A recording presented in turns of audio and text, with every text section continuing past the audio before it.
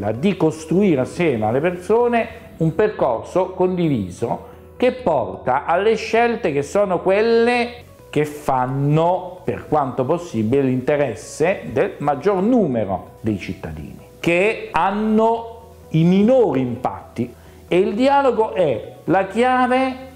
per capire qual è la misura giusta e qual è l'innovazione giusta per ogni specifico contesto.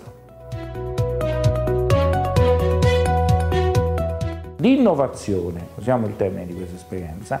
è stato il fatto di conciliare i momenti di disseminazione dell'innovazione al momento del dialogo ristretto, del lavoro di gruppo, della discussione, del recepimento diretto di quelli che potevano essere suggerimenti, ma anche dubbi, timori, perplessità, esperienze positive o negative delle persone, del luogo nel quale si andava a interagire. E penso che questo tipo di metodologia,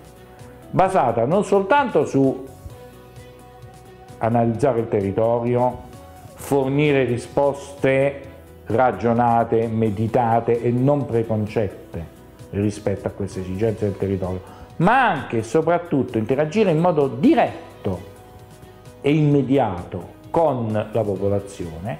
sia una metodologia che garantisce il più possibile da fraintendimenti, da errori, da opposizioni che poi nascono, perché è vero che sono molto diffuse, è vero che in qualche caso sono sicuramente strumentali, ma il grosso delle opposizioni alle nuove iniziative nasce dal fatto che esistono delle perplessità, che esistono delle preoccupazioni che vengono liquidate con troppa superficialità, mentre invece il dialogo diretto con le persone è un presupposto, a mio giudizio, fondamentale di come le cose possono essere fatte in modo giusto, in modo razionale, in modo sostenibile, in modo vantaggioso per tutti. Riuscire a produrre l'energia con un minore impatto sull'ambiente, con minori costi in termini di sfruttamento delle risorse naturali, in modo più diffuso, in modo più flessibile, in modo che l'energia sia più facilmente disponibile da parte del maggior numero possibile di persone. Perché l'energia rinnovabile è quella che ha il minor impatto sull'ambiente, è quella che in tutte le sue forme, avvalendosi di una vasta gamma di tecnologie, può soddisfare le esigenze di energia in termini di elettricità, in termini di calore, in termini di combustibile per i trasporti, può essere prodotta da tanti piccoli impianti e dispositivi a livello locale o addirittura domestico, prodotta là dove serve, nei quantitativi richiesti di volta in volta dall'utenza e utilizzata direttamente nello stesso territorio nel quale viene prodotta.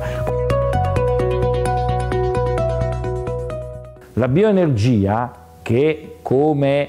materia prima per la sua produzione utilizza la biomassa, è un chiaro esempio di come possono essere valorizzate le risorse di un territorio. Ogni territorio ha le sue biomasse, ogni territorio ha le sue esigenze energetiche e coniugare la disponibilità della biomassa con le esigenze del territorio, con la scelta della migliore tecnologia di volta in volta utilizzabile, è un modo per fare energia sostenibile. Sviluppare tecnologie che rendono le fonti rinnovabili più flessibili, più economiche, più convenienti, perché noi non ce lo neghiamo. Oggi come oggi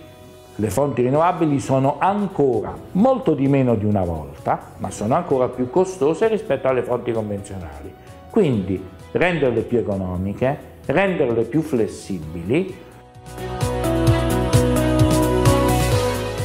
è quello di mantenere sempre forte e vivo un dialogo, perché l'innovazione non sembri e non sia un'innovazione calata dall'alto. Il primo elemento di un'innovazione reale è quello di saper recepire bene le esigenze da parte dell'utente finale. Per questo è importante il dialogo, perché io non vado a proporre una tecnologia, io cerco insieme alla popolazione di capire cosa serve realmente, di capire quali sono le risorse, è inscindibile il discorso necessità,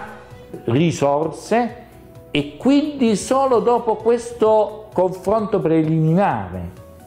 valutare quale tecnologia fra le tecnologie disponibili può essere calata nella realtà e utilizzata, o quali innovazioni sono necessarie per migliorare il sistema nel suo complesso.